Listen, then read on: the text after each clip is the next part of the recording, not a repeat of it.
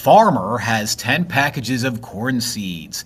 Each package contains 300 seeds. He plants all the seeds in 20 rows with an equal number of seeds in each row. How many seeds are in each row? First things first, we have two different operations going on. We have 10 packages of corn seeds where each package contains 300 seeds. Let's find out how many total seeds we have. So the total seeds is going to be found by saying 10 groups of 300, that's 10 times 300. No need for a calculator for that one. When you multiply a number by 10, you just attach a 0 all the way to the right. And so we end up with 3,000 total seeds. Now, he plants all the seeds in 20 rows with an equal number of seeds in each row. So what we're doing now is we're splitting all of these seeds up into 20 separate rows. We are now dividing. So we need to do 3,000 divided by 20.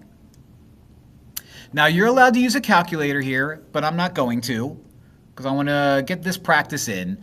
Whenever you're dividing 3,000 by 20, we put 20 on the outside, 3,000 on the inside.